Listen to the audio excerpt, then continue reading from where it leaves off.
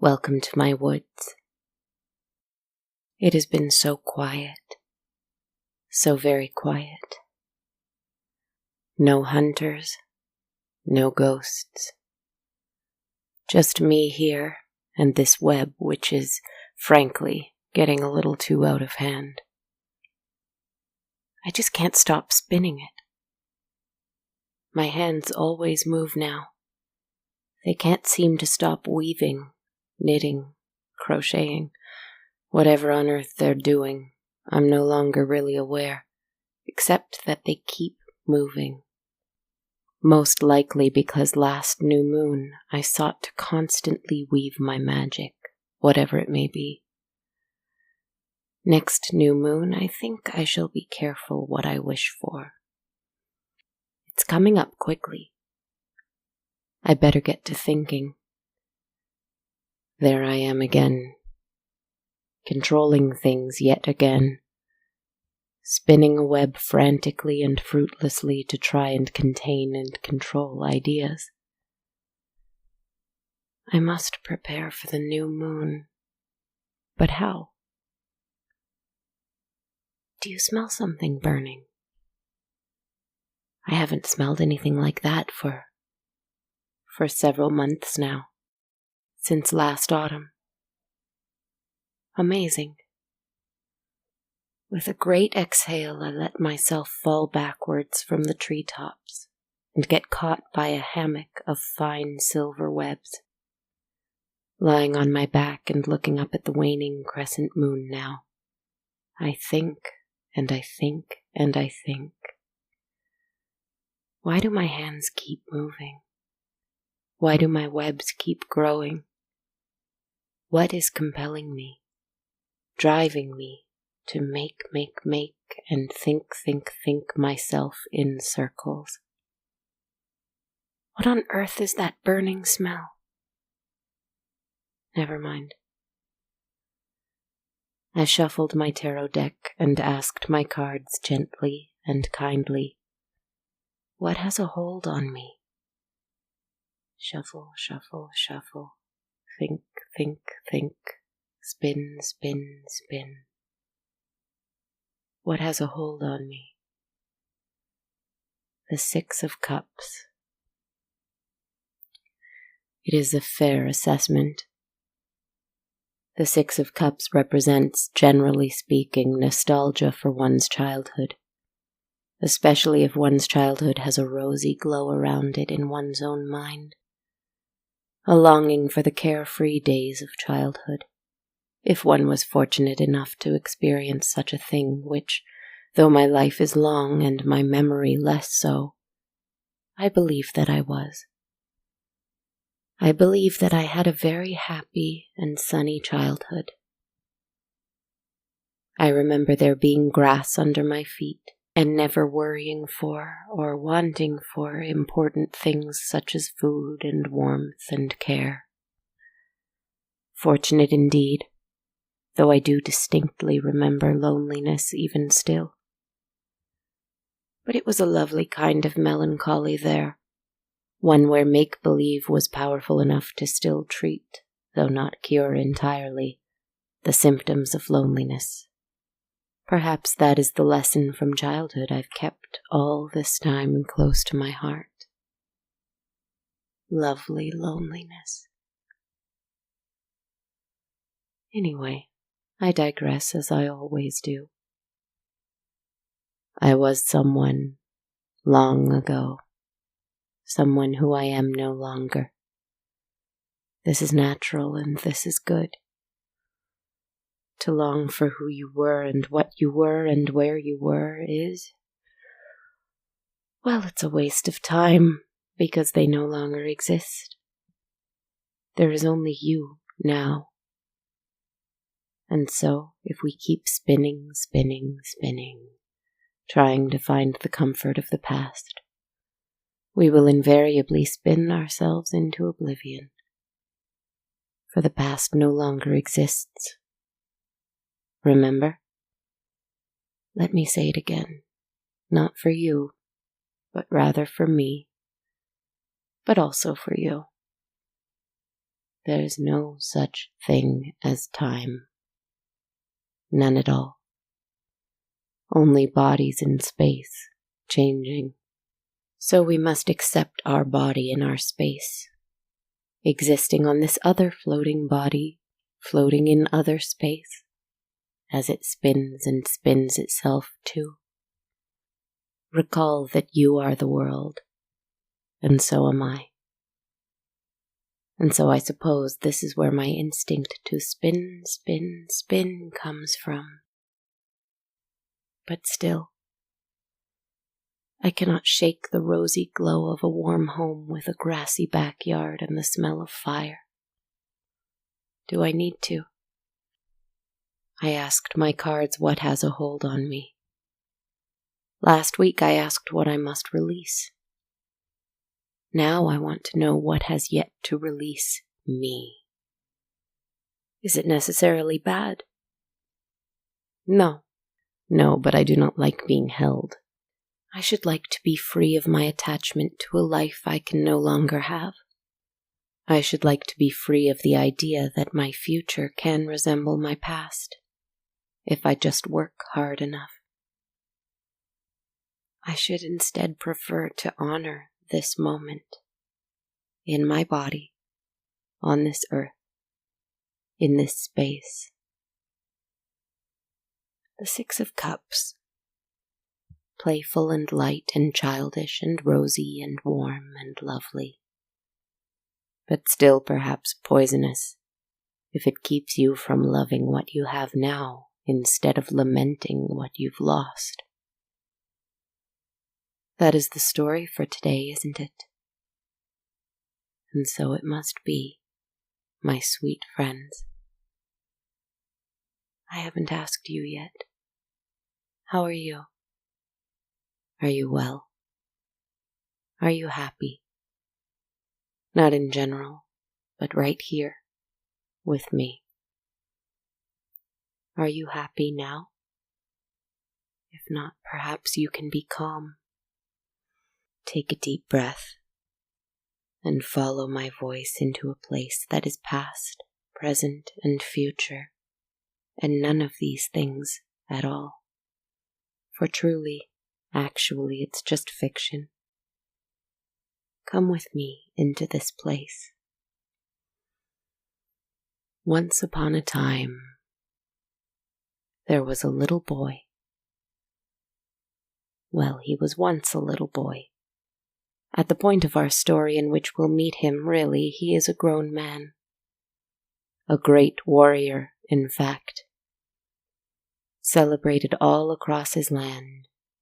He was known for having defeated countless numbers of enemies in battle, renowned warriors in their own right. And he did it with an ease and effortlessness that was, some sensitive souls might say, horrifying to see. For you see, this was all he knew now. Fighting and winning. And he was celebrated for it indeed, because, well, I don't know why, but I know that it's not an uncommon thing for a society to celebrate, and that makes me sad. But we will keep going with the story. Imagine for yourself an archetype, a warrior. A proud soldier, a man with the stuff to lead armies and ignore the softness of his heart in favor of the strength of his fist holding a sword. Imagine him, strong and tall like a mountain, hard and unrelenting as one too. When he lay in bed at night, whether it was in a cot in a tent the night before a battle, or in his latest hometown in a luxurious bed that brought him no more comfort than the cot ultimately, however, a little thought haunted him.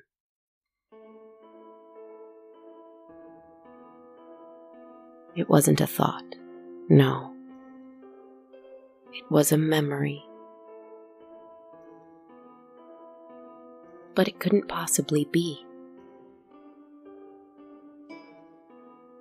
Could it? He saw his bare feet running through golden fields of wheat. They were smaller, a child's feet. And he heard the laughter on the wind before he recognized it as his own. Perhaps he was 10, perhaps 8, perhaps 6. He was always a strong creature, big for his age no matter what his age. He was too big for whatever world he found himself in, always, and he did not always know what to do with it. But as a child, running through the crops that lay vast and shimmering behind the farmhouse he was raised in, it didn't matter. No one was too big for this place. A giant could dance here on tiptoe, and no one would even notice. He lived with his mother. They had a little farm, and they were quite comfortable. She had been a great warrior, a soldier for the king, his very best soldier, in fact. But now that she had her child and a home and a farm and a warm fire and good bread, she hung up her sword and her shield. For those things were no tools for a mother and a child. But oh, how he loved to hear her stories of battles long past, duels long ago won.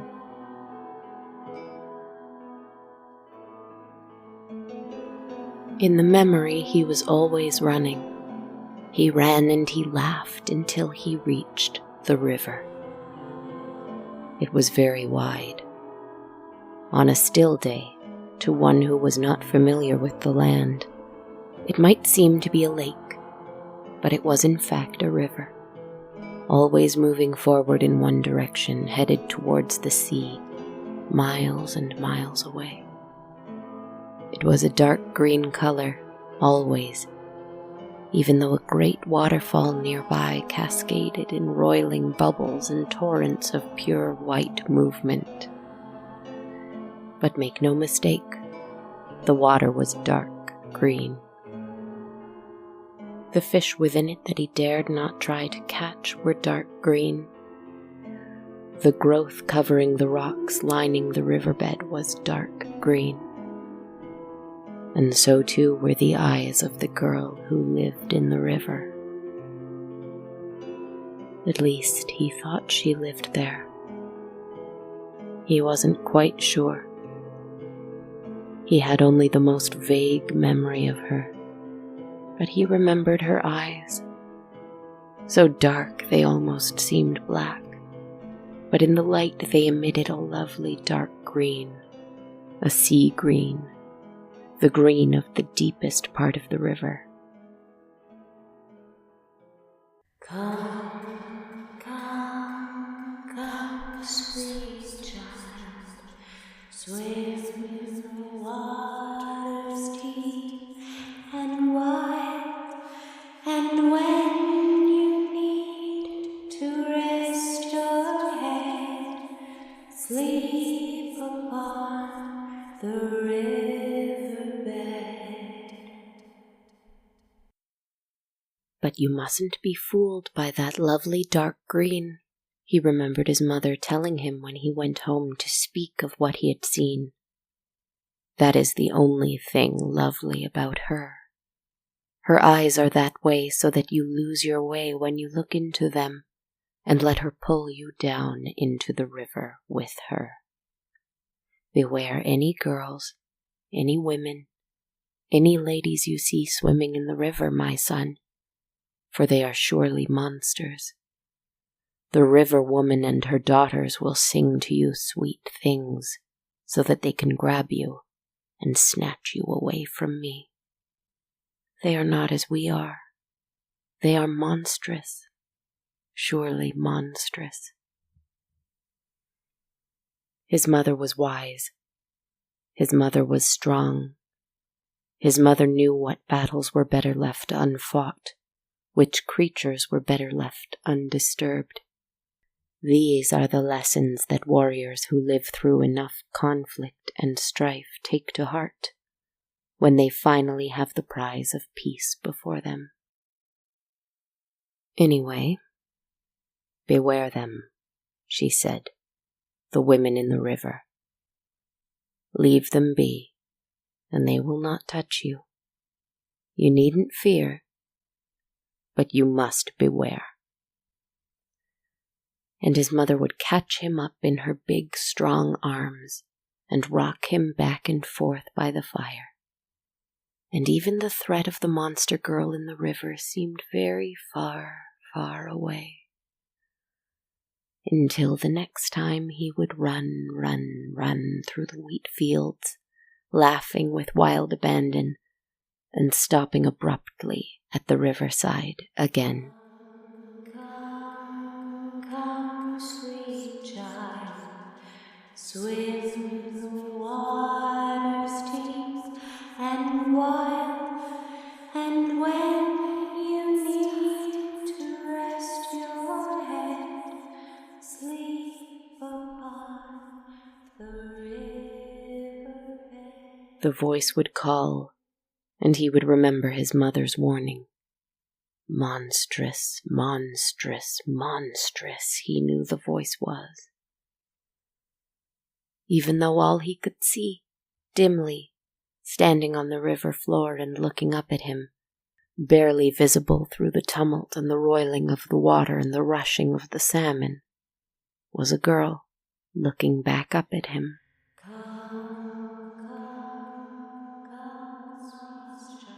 He could see nothing about her except for that glint, that hypnotic green glint, two of them, shining up through the water to the surface.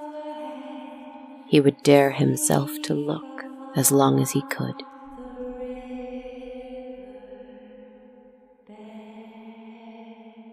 And it seemed that she was swimming up to him, closer and closer. And he'd run back home, to the arms of his mother, strong and sure. That is what he wanted to be, strong and sure, just like her. The memory was so distant now, but he remembered the feeling of fearing something that was not a human enemy, not another soldier, another warrior like him. Something different, something unknown, something unreachable. When his home was struck down by enemies and his mother defeated in battle, after a valiant fight, of course, he then dedicated his life to avenging her, becoming a great warrior as she was. He took up her sword and her shield, and he pledged his life to battle, to battling human foes, just like the ones who had taken his brave, strong mother from him. But so deep was his hatred, and so strong was his arm, that it was only a matter of time before he had no more enemy soldiers left to fight. He retired early, with great fame and acclaim and the blessing of his king. Now do you think, my friends, that he was comfortable and happy with his wealth and comfort and fame? Is anyone ever? He tried to live in peace. He set up his extravagant home in the city, but no fire was as warm as the hearth in his mother's house. He could afford the finest food and wine to slake his thirst and fill his belly, but nothing tasted as good as the bread his mother baked from their own grain. He found some comfort in the eyes of the men and women who adored and loved him, but none of them could make him forget that shining, dark, emerald green that rippled up from the bottom of the river near his home. The memory haunted him day and night, and he couldn't quite figure out why. Finally, he realized, I have no match in any human, and I have not yet found that same joy I had as a child. Is it lost forever? Or is there one last enemy I need to defeat? If there was one, He knew where they would be. It was a week of hard riding for his poor horse, even as he stopped on the road to sleep and eat at a nearby inn, or to set up camp. But he was single-minded as he followed the way he knew all too well, even for not having been there since his mother died all those years ago. He was going home. When he saw it on the horizon, he had steeled himself for the sight before him, and so he did not weep. In fact, he had seen much worse throughout his career as a killer. He had done much, much worse. The wheat fields were all burnt and razed to the ground.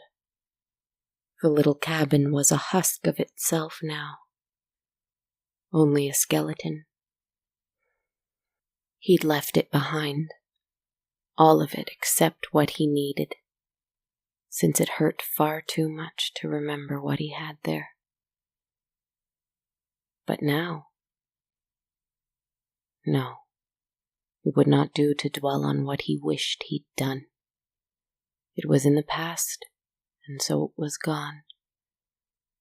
All there was now was the returning. He tied his horse to the burnt remains of the house and set foot on the land. It was a veritable marsh now. The river had flowed over and turned the remnants of the wheat fields into a marsh, where all sorts of creatures now lived and thrived. Taking his mother's sword and shield, which he still bore to this day, he walked south towards the river, the water climbing up past his feet, his ankles, his calves, and soon, without even realizing it, he was standing waist deep in the river, the forest green river from his childhood, now darker, muddier, murkier than before. It had spread, this river. The whole land had become the river, in fact. But it was the place, his last enemy. In a voice that had perhaps not been used in song for decades, he, somewhat sheepishly, cooed the words. Come to me, O Madam Frog, swim the surface of your bog. I have come to rest my head and sleep upon the river bed.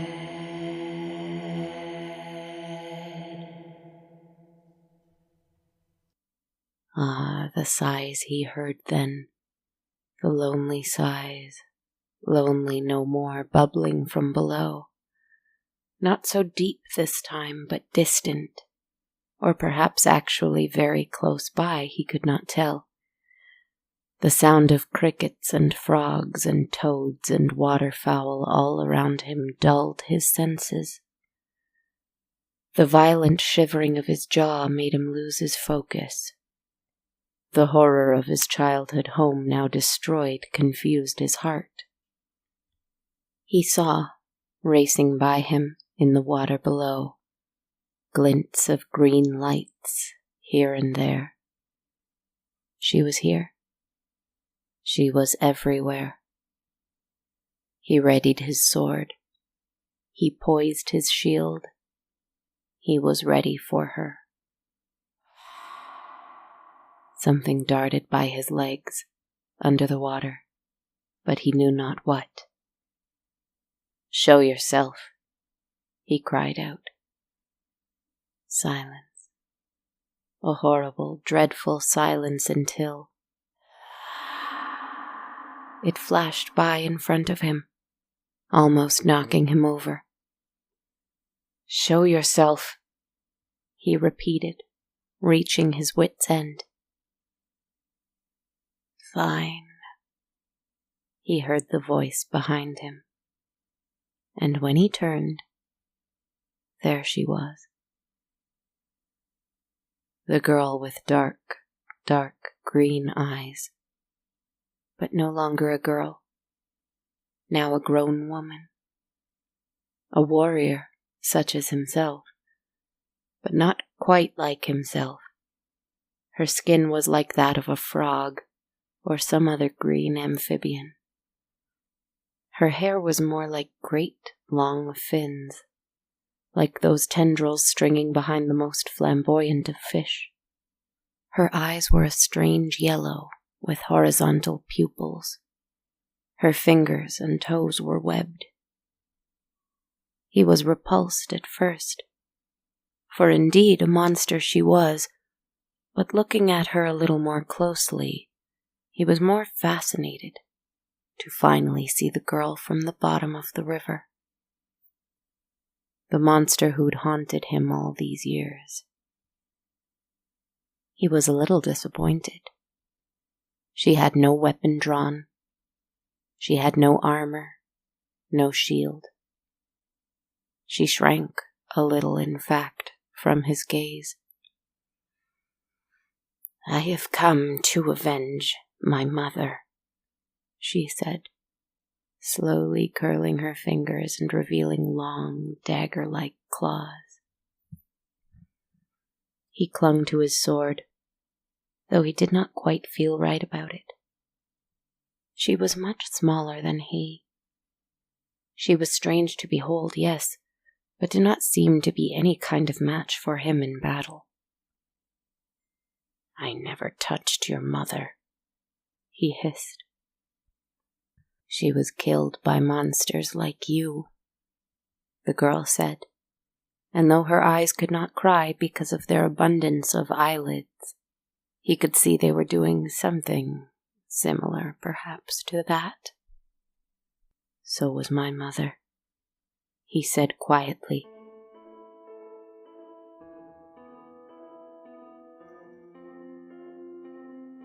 And he looked down at his battle-hardened body, his sword-calloused hands, his scarred face, his sword and shield worn from battle. And he realized just how monstrous he looked. "She was killed by monsters like me?" the amphibious woman asked, her heart already breaking for him, not even knowing his story. He bit the inside of his cheek as he lowered his shield. "No. Monsters like me."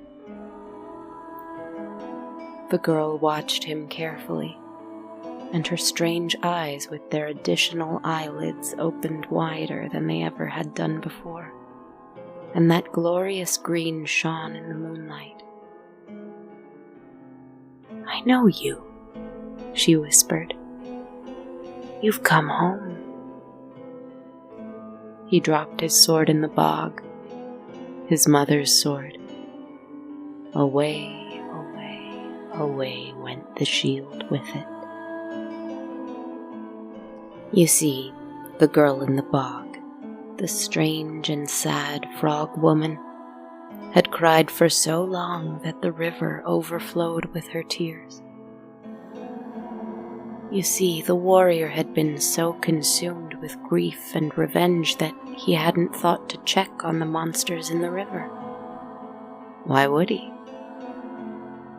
And now, both of their homes, both of the places that haunted their dreams with their joyful warmth and the songs of their mothers, had been lost forever. But perhaps a new one could be built from the hollow skeletons of farm and river. Perhaps a little cottage could be erected, and a little dock, so that the two monsters could try to make a new place. Not the same place, but one that they could love and protect with their whole beings.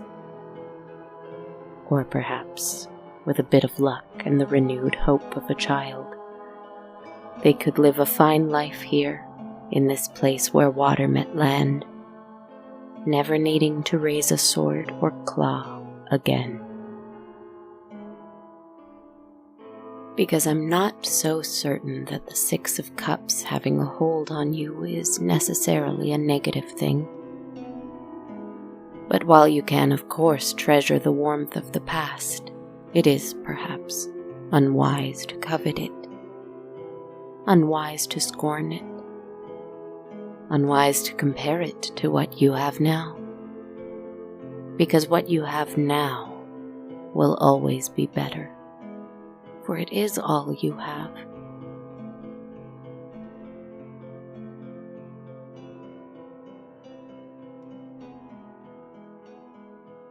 I'm sorry, but I still smell something burning. I think it's my webs.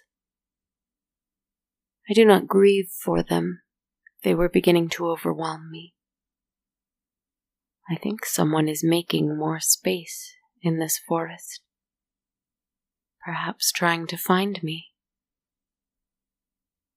I would worry. I would be afraid. But not all monsters are evil. And that smell is very comforting. Like a gentle voice from the past. Like a comforting hand upon my shoulder. Like someone whispering, "I've returned, as I promised." I wonder. Until next time, my dear friends, rest well.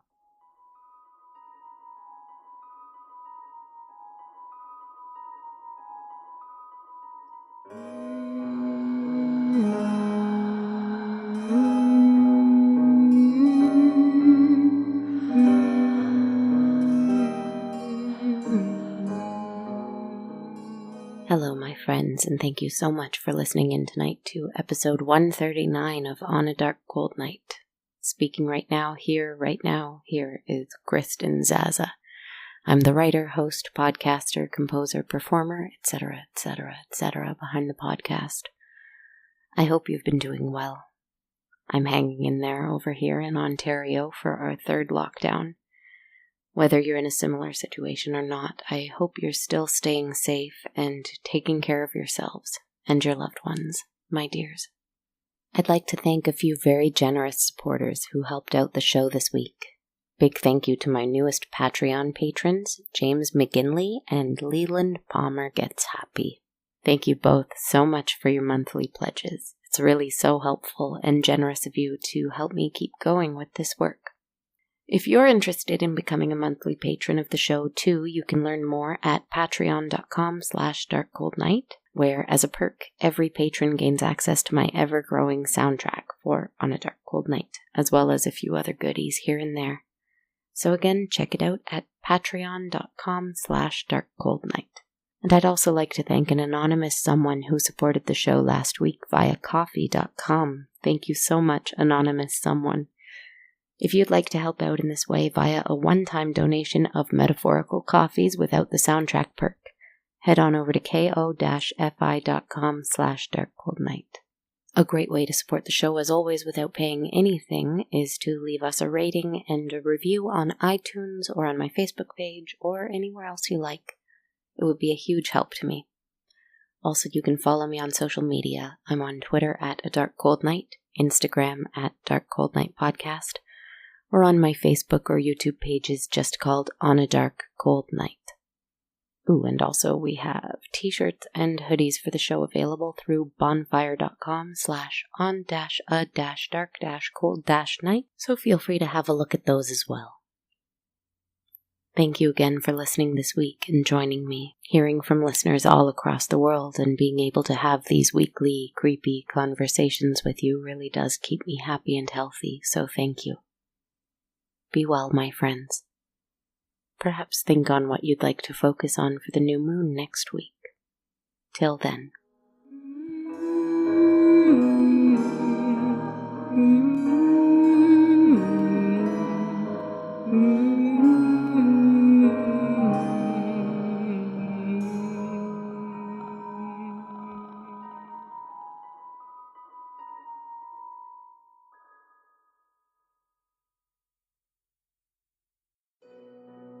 This podcast has been brought to you by the Sonar Network.